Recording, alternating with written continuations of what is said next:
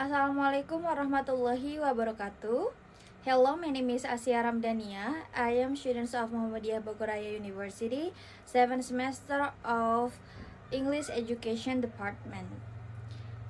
I made this video to fulfill the assignment of midterm test Pragmatics. Today we will talk about question maxim. We will discuss about why people laugh at certain events or sections of comedy movies or stand-up comedy, and I will explain few questions maxims. Case why people laugh at certain events or section of comedy movies or stand-up comedy, and I will explain the reason from the theory of questions maxim. The introduction. This presentation explores the question maxims, a set of rules guiding effective communication. These maxims support a cooperation principle, ensuring conversations are meaningful and cooperative. We will cover their definition, importance, and their role they play in everyday interaction. Understanding this principle enhances clarity and efficiency in communication. And the next question, maxims and cooperative principle. Definition and overview of question maxims. The question maxims are guidelines to promote clear, truthful, relevant, and concise communication. They fall under the umbrella of the cooperative principle, which assumes that speakers intend to cooperate for meaningful discourse. The maxims help avoid confusion and misinterpretation by setting expectation for conversational contribution. Question maxims and a cooperative principle. The idea of question maxims comes from the broader idea of the cooperative principle. The assumptions that when people converse, they generally cooperate to make their communication effective and meaningful.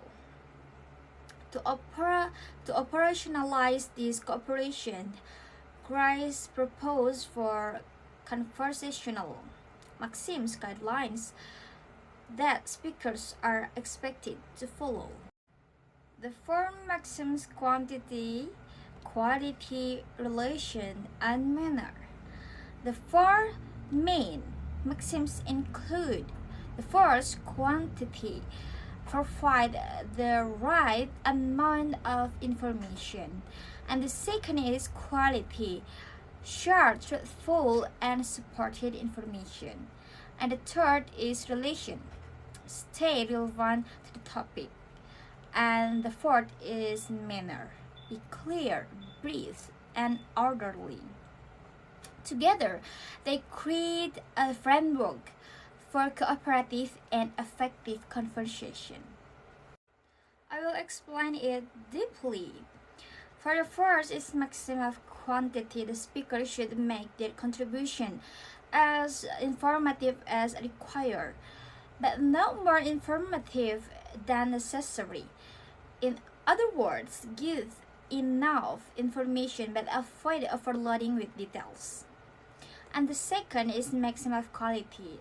This means speakers should say only what they believe to be true, and should not say things for which they lack evidence. No lying, no unsupported claims. And the third is maxims of relations or relevance. The speaker's contribution should be relevant to the ongoing exchange or topic. And the fourth is maxim of manner. The speaker should aim to be clear, avoid ambiguity, avoid unnecessary prolixity, be brief, be orderly, and avoid obscurity. Conversational, implicature, and strategic. Maxim floating. Conversational implicature refers to implied meaning beyond the retailer expressions, relying on shared understanding within a conversation.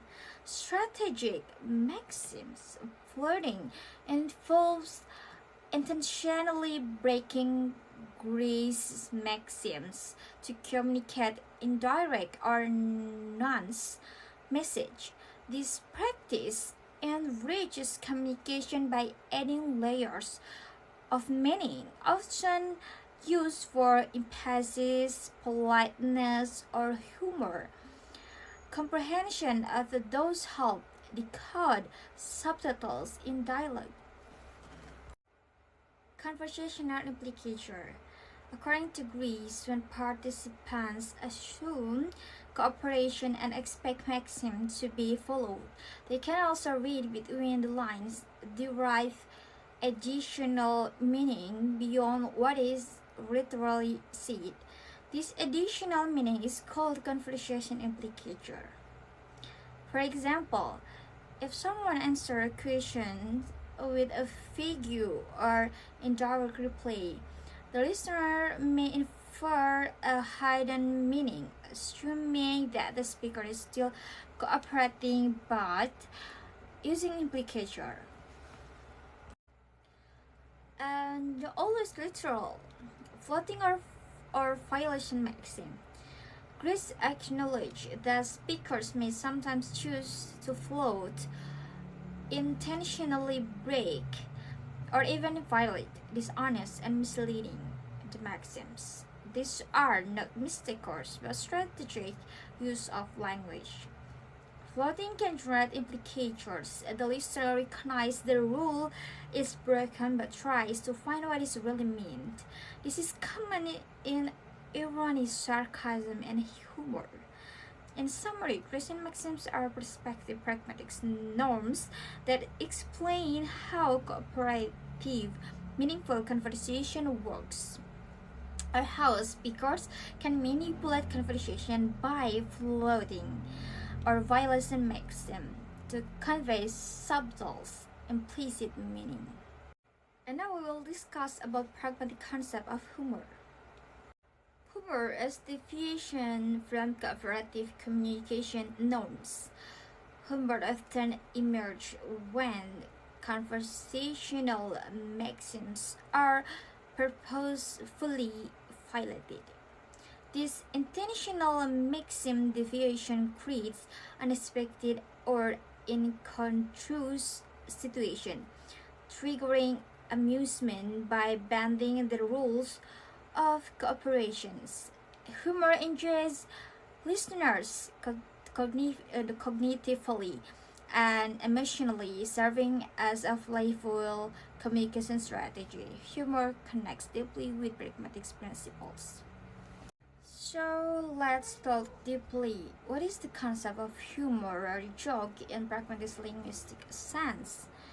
When we talk about humor in pragmatics or jokes in conversation comedy, we are usually referring to the phenomenon where language is used in ways that defy from normal cooperation communication, often to surprise, amuse, or provoke thought.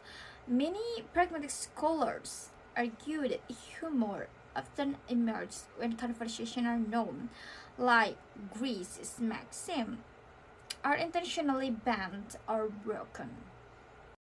Mechanism of surprise, incongruity, and implication in humor. Humor operates through mechanisms such as surprise by breaking predictable patterns, incongruity from mismatched ideas, and implicature where meanings are inferred indirectly. These elements combine to generate a comedic effect that entertain and provoke thoughts, illustrating humor relies on interactional expectation understanding. This mechanism refines humor comprehension. Then, why people laugh at certain events or section of comedy movies or stand-up comedy? This explained via Christian's maxims. Then use the frameworks above, Grecian maxims and pragmatic concept of humor. We can explain why people laugh at certain parts of comedy or stand-up comedy below are the main reasons with reference to research and theory. The first is humor often rises from floating or violations Grecian maxims. Many empirical studies shows that jokes, comedic dialects, or humorous situations often involve speakers deliberately breaking or floating one or more of Greece's maxim. The second is expectation and violations. So become surprise and incongruity and become humor. In everyday conversation, listeners expect speakers to follow the maxims when a comedian breaks those expectations. Example, telling more than needed or giving an irrelevant answer. The audience is momentarily surprised. That surprise creates a cognitive jolt, and once the audiences realize the mismatch, the incongruity can be perceived as funny. And the third is hidden meaning and implicature, deeper humor than literal language. When a maxim is floated, the literal meaning may seem strange or absurd, but the audience is infers an underlying meaning, implicature that encourages the real humor. And the fourth is social culture and contextual reasons, shares knowledge and norms. For maxim-based humor to work, a listener must share the general conversation norms and expectation, know how a normal conversation should proceed under Greece maxim. And the last is relaxing ritualism, playful, creative language use. Comedy often thrives on playful creative use of language, exaggeration, hyperbole, absurdity, irrelevant tangents, awkward phrasings, delayed punchlines, and always to relax, strict literal and cooperation communication for the sake of entertainment. And also don't forget this one, emotional and social function, bonding, critique, satire. Aside from pure funny, humor, critique, figuration maxims, violation often carries social functions, satire, social critique, solidarity, or a bonding. Because meaning is implicit, via implicature, comedians can address sensitive or taboo topics indirectly. Listeners love, but also understand the underlying message. Distinct what I said, the social function of humor, bonding, satire, and critique. Humor facilitates social bonding by easing tension and building rapport. It's also function as satire to critique social or political issues indirectly, providing a safe outlet for these terms of reflection. Humor is thus a powerful tool for communication, social cohesion, and cultural commentary. It enriches a relationship and encourages critical thinking.